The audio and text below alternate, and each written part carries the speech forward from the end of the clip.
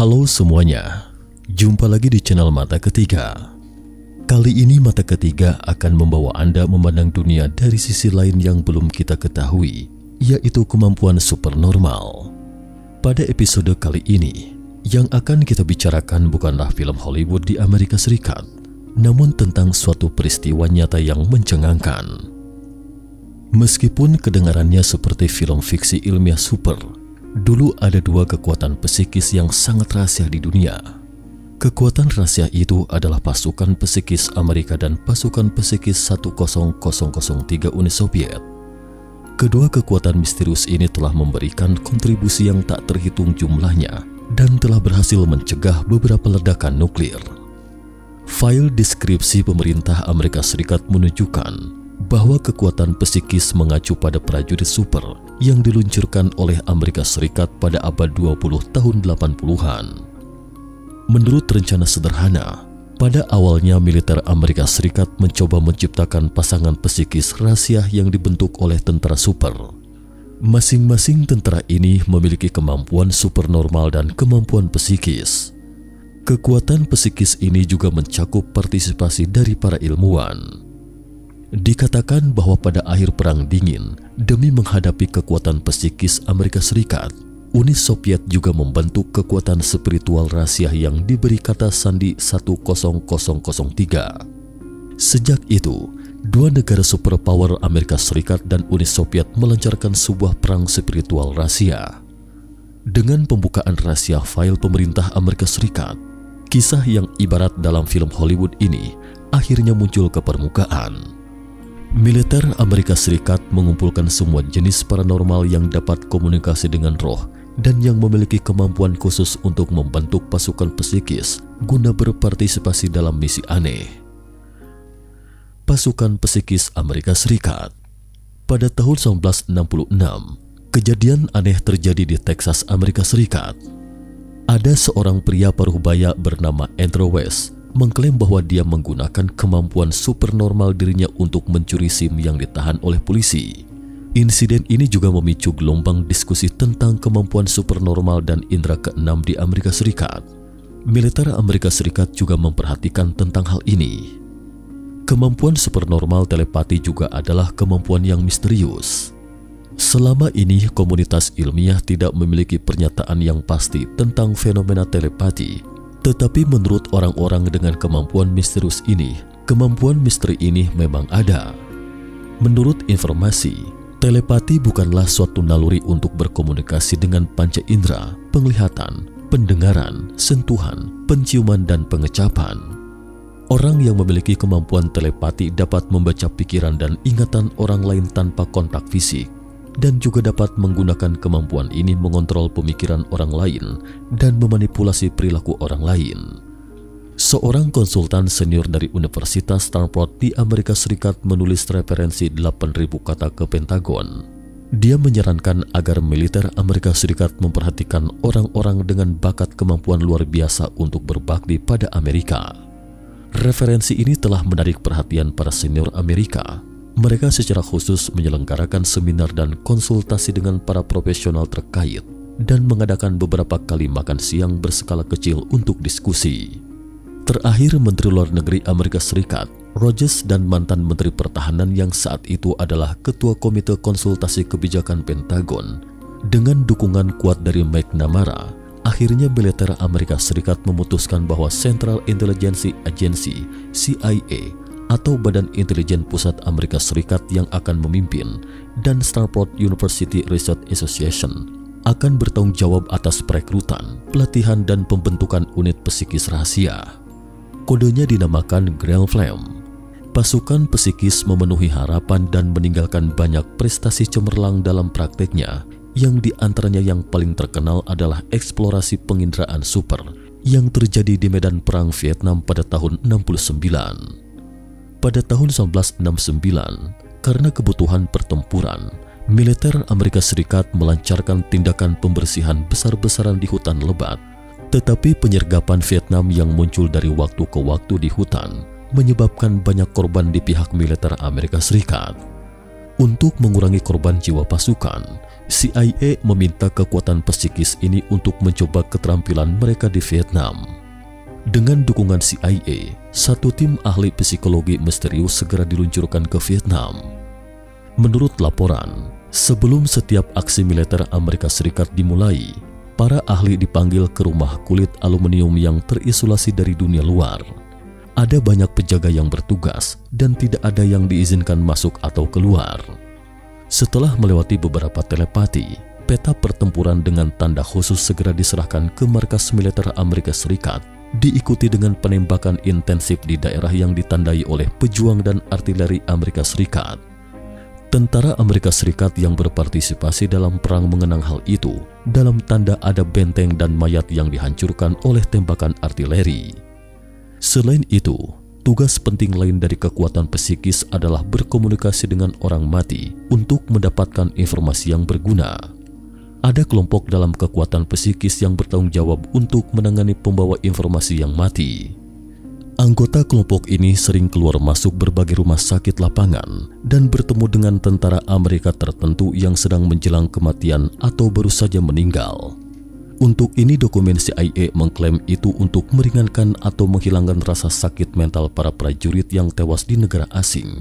Tetapi ada bukti bahwa orang-orang ini berkomunikasi dengan orang mati untuk mendapatkan informasi tentang medan perang yang tidak sempat mereka ungkapkan selama hidup mereka. CIA selalu mengklaim kepada publik, pasukan psikis yang melakukan misi khusus ini adalah konsultan dan semua anggota pasukan wajib menjaga rahasia mereka dengan ketat. Dilaporkan bahwa semua anggota pasukan telah disaring dan dilatih untuk memenuhi syarat akan dikeluarkan dari catatan wilayah mereka dan akan dipisahkan dari keluarga mereka selama berbakti. Selama periode ini, tidak ada yang tahu keberadaan orang-orang ini. Tentu saja, sebagai imbalannya perlakuan anggota kekuatan psikis bisa disebut berada pada tingkatan presidensial. Mereka tidak hanya menikmati perlakuan material yang mewah, tetapi juga menikmati perlindungan paling banyak dari asuransi kesehatan terkemuka di Amerika Serikat. Ada lebih dari 400 staf medis yang melayani 30 konsultan dan pengeluaran medis tahunan mencapai 2 juta dolar Amerika Serikat. Anggota yang berpartisipasi dalam operasi Grill Flame memiliki masa kerja normal dari 8 hingga 12 tahun, terkecuali untuk masa kerja para pekerja sukarela. Sebagian besar orang meninggal selama dinas mereka. Harapan hidup rata-rata dari anggota yang diselidiki hanya berusia 45 tahun. Beberapa ahli percaya bahwa ini mungkin terkait dengan latihan otak yang kelebihan beban. Data materi investigasi yang dikeluarkan oleh tim medis Grill Flame menunjukkan bahwa sebagian besar para konsultan setelah menyelesaikan tugas mereka sangat perlu segera menambahkan air, lemak, dan protein karena mereka sudah banyak mengeluarkan keringat. Hampir runtuh. Setelah Perang Vietnam, Pentagon meluncurkan proyek Jedi rahasia pada kekuatan psikis. Salah satu pemimpin proyek Jedi adalah Mayor Jenderal Amerika Albert Stubin III. Pada abad 20 tahun 80-an, dia adalah Kepala Badan Intelijen Angkatan Darat AS. Misalnya selama perburuan Osama bin Laden, orang dalam militer Amerika Serikat pernah mengungkapkan bahwa militer Amerika Serikat telah menyewa paranormal menggunakan kemampuan penginderaan jauh untuk melacak bin Laden.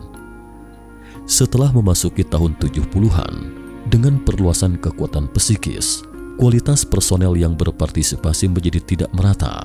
Pasukan khusus ini hanya dapat terlibat dalam bisnis penelitian dan pembelajaran psikologis. Pada tahun 1981, Presiden Amerika Serikat waktu itu Carter menyetujui buku rutin riset ilmiah pertahanan nasional nomor 62 yang diserahkan oleh Pentagon dan secara resmi mengakhiri operasi Grill Flame. Semua anggota kemudian dibubarkan. Bekas pasukan 10003 Uni Soviet. Seperti yang kami sebutkan sebelumnya, sebagai tandingan atas kekuatan psikis Amerika Serikat, bekas Uni Soviet juga membentuk unit rahasia dengan nama kode 10003. Unit ini masih sangat sedikit diketahui. Sekarang kami akan memberi Anda pengenalan rincian tentang pasukan 10003 Uni Soviet. Pada akhir 1980-an abad 20, Beberapa orang yang mengaku memiliki kemampuan khusus telepati mulai diperhatikan oleh staf umum Soviet. Orang yang memiliki kemampuan khusus ini mengatakan dapat membantu penyelesaian serangkaian masalah sulit, seperti mencari kapal dan pesawat yang hilang, mencegah segala macam peristiwa luar biasa, dan lain-lain. Staf umum Soviet mempelajari dan menganalisis dengan cermat saran-saran yang diajukan oleh orang-orang yang memiliki kemampuan khusus ini. Akhirnya Kepala Staf Umum Jenderal Mikhail Moiseyev mengusulkan untuk menggunakan mereka sebagai tulang punggung, membentuk sebuah pasukan kekuatan baru. Unit 10003 langsung di bawah markas staf umum, awalnya hanya 10 personel. Kepala Staf Moiseyev secara pribadi memerintahnya, sementara Kolonel Alexei Savin menjabat sebagai Komandan Tentara 10003 dan dengan tegas menyatakan bahwa posisinya sebagai tingkat jenderal dipimpin langsung oleh Kepala Staf Umum. Sejak awal, pasukan 10003 terdaftar sebagai rahasia utama. Komandan Savin diberikan hak istimewa untuk menunjukkan kepada Kepala Staf Umum Moiseyev melaporkan pekerjaannya langsung ke Mikhail Moiseyev, dan bahkan Menteri dan Wakil Menteri Kementerian Pertahanan Nasional juga tidak memiliki hak untuk memahami informasi rinci tentang kegiatan pasukan. Sebagian besar anggota tentara 10003 adalah elit di lingkaran sains dan teknologi Soviet. Mereka berpengetahuan luas dan memiliki banyak ide fantastis. Kementerian Keuangan Soviet mengalokasikan $4 juta Amerika Serikat untuk pasukan tersebut setiap tahun. Setelah Uni Soviet pecah, Rusia tidak menghentikan alokasi ini. Pada awal 1990, pasukan 10003 menerima informasi penting yang diberikan oleh kekuatan supernatural. Mereka mengatakan bahwa fasilitas nuklir di Glasgow, Inggris mungkin telah meledak. Mereka segera memberitahu Inggris dengan cara yang cerdik. Inggris percaya pada kinerja dan bersedia memeriksanya. Akhirnya informasi ini berhasil mencegah situasi yang sangat berbahaya dari bencana ekologi yang serius. Pasukan 10003 awalnya meramalkan bahwa tahun 1951 akan terjadi gempa bumi di semenanjung Kamchatka di timur jauh Uni Soviet. Pada awal 1955, 10003 pasukan datang ke daerah Chechnya yang dilanda perang. Melalui kemampuan supernormalnya, mereka secara berturut-turut menemukan beberapa ladang ranjau yang disembunyikan oleh para militan di seluruh Chechnya, juga menentukan lokasi konkret pos komando rahasia para militan. Dengan meningkatnya topik penelitian, unit 10003 juga bekerja sama dengan unit domestik terkait. Selama masa kejayaannya, hampir 100 universitas dan lembaga penelitian berpartisipasi dalam pekerjaan penelitian secara keseluruhan. Pada tahun 1997, unit 10003 pasukan tersebut diubah menjadi administrasi khusus dan Komandan Savin juga dipromosikan menjadi Mayor Jenderal Angkatan Darat. Setelah berakhirnya Perang Dingin, meskipun para pemimpin Rusia dan Amerika Serikat masih memiliki perbedaan yang serius dalam banyak hal, namun ada satu kesamaan. Mereka sepakat bahwa era perang besar-besaran di dunia telah berlalu. Pada tahun 2003, pemerintah Rusia secara resmi mengumumkan pembubaran pasukan 10003. Unit kode 10003 tersebut akhirnya dicabut. Ketika militer Amerika Serikat mengetahui bahwa bekas Uni Soviet juga secara diam-diam mengembangkan kekuatan psikisnya sendiri, Pentagon berharap bahwa pasukan psikis mereka mampu melalui penginderaan jauh menyelinap ke komputer militer bekas Uni Soviet dan menghapus data-data penting pada harddisknya. Sistem persenjataan bekas Uni Soviet jadi lumpuh.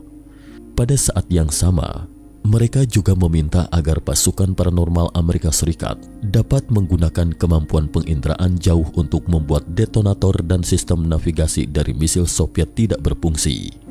Cerita dan detail dari semua misi ini sampai sekarang masih dirahasiakan. Nah pemirsa, cukup sekian dulu topik kita hari ini. Jika suka dengan video mata ketiga, jangan lupa like, subscribe, dan share. Terima kasih atas perhatiannya, dan sampai jumpa di episode berikutnya.